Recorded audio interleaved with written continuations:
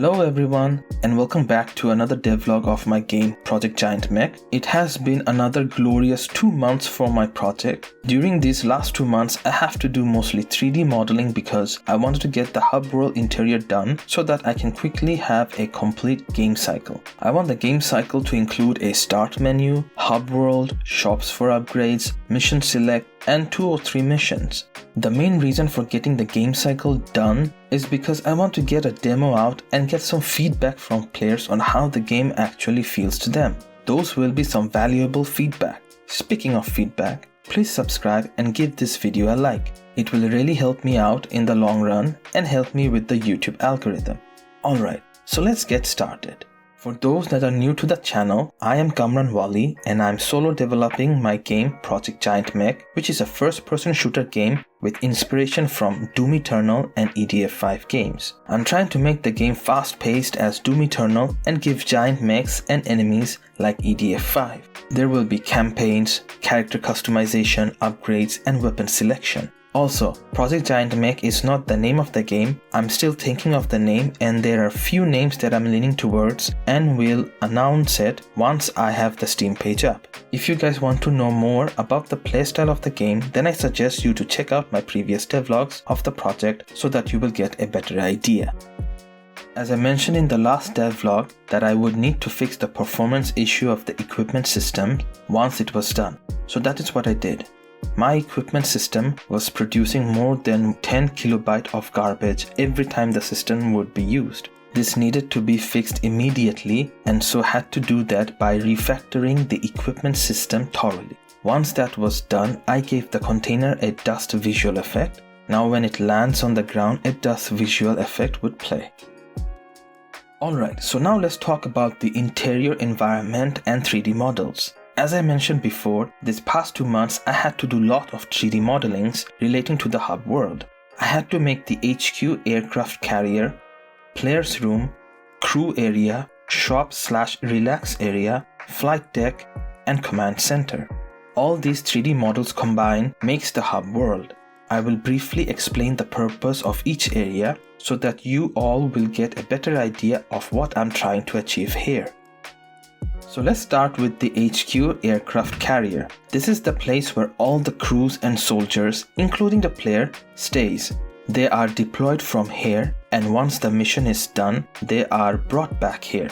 It has dual runaway, which will allow twice as fast to deploy fighter jets or other flying vehicles. The giant guns and nuclear missiles on the aircraft carrier makes it a floating fortress, which would tear through any enemy forces. In future devlogs, I will share why these kind of aircraft carriers were made and used as HQs. Also, the dimension of the aircraft carrier is 350 meter by 140 meter by 90 meter.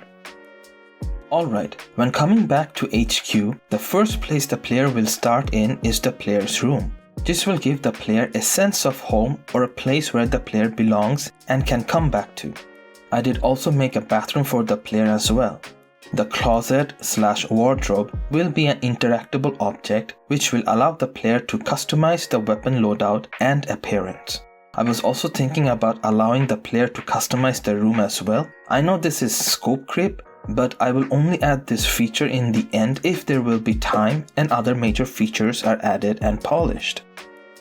The next interior area is the crew area. This is where all the crews live, including the player. The main purpose of this area is to allow the player to use the elevator, which would again allow the player to traverse to different parts of the ship. As you can see, the crew area is really big and there are multiple floors of crew area. Here is a small map showing the layout of the crew areas per floor. The red boxes are crew rooms while the blue boxes are elevators. Also, this is where the player room is located. Later in future, I will add some NPCs walking around and talking to each other so that it feels much more lively. The next interior in the list is the shop/relax area. I wanted this area to be like a small part of a city. Basically an artificial indoor city for keeping the morale of the crews high because they will have to live in the aircraft carrier from now on. Again, I will explain the story behind it in future devlogs. Also, there will be shops here where the player will be able to buy and upgrade weapons, equipments, and other player stats. There are also other shop types that I want to add, but again I will do those in the end if there is time and other main features are well polished. I have also added a park area here. This area is mainly to allow the player to relax for a bit from the intense mission if they choose to do so. I was thinking that after every mission, there will be some amount of coins hidden around the park and the player has to search for it. Or I was also thinking that after every 3 or 5 missions, some unique events will go around, or even a combination of the two. I will add a lot of NPCs in this area as well to make it feel more lively. NPCs like walking around, enjoying in the park, eating, or just chatting to each other. Next is the flight deck area. This is the area from which planes and helicopters will take off. Thought about adding this area so that the player can get a feel for the aircraft carrier and how big it is. Later on, there will be missions related to this area. Also, we'll probably add some cargo vehicles here so that the player can use it to drive around. Plus, the player can see the command center from here. Finally, the next interior is the command center area. I designed the command center to mimic the dual runaway of the aircraft carrier. Here there will be a lot of NPCs working on their computer and processing intels. There will be an admiral at the center that will give missions for the player to complete. Also, you can see the whole flight deck from this area. I will also make the front window into transparent screen showing random details. This is also the place where the player gets to choose which mission to start. I decided to make the mission select like a diegetic UI, so basically the center device will be an interactive object that will allow the player to choose missions. Once this object is enabled, the camera will change position, showing the entire front screen, which will work as diegetic mission select UI. I have also updated the loading screen. The old loading screen looked like this and felt a little bit bland. Here is how the new loading screen looks like. Really am liking it so far, and it gave me the idea of adding many variation of loading scenes so that it will feel like something new is going on in the scene. Before continuing, I want to say that the water shader is not mine. I bought this water shader from the asset store years ago for a different project. I thought about giving it a try for this project. If it looks good and there are no performance impact, then I might keep it. Otherwise, I will have to make my own. For now, body of water will be only used in the loading screen. The asset is called Stylized Water 2. Alright, now back to the loading screen. I have added a game advice text into the loading screen and will probably add a feature that will allow the player to see the next game advice. So now whenever the player starts a mission or comes back from a mission, this loading screen will play. Also, for now, the loading screen only loads the player's room. The player can move around in the room area.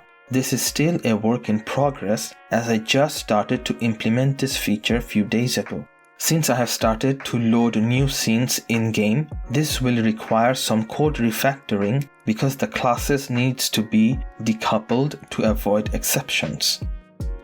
Alright, that is it for this devlog. My goals for the next 2 months is to finish up the hub world by finishing the functionalities of the interior areas and also trying to finish up the complete game cycle.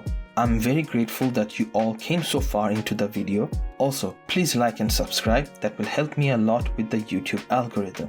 Tell me what you all think about the progress of the game thus far in the comment section below. See you all in the next devlog. Take care and stay safe. K out!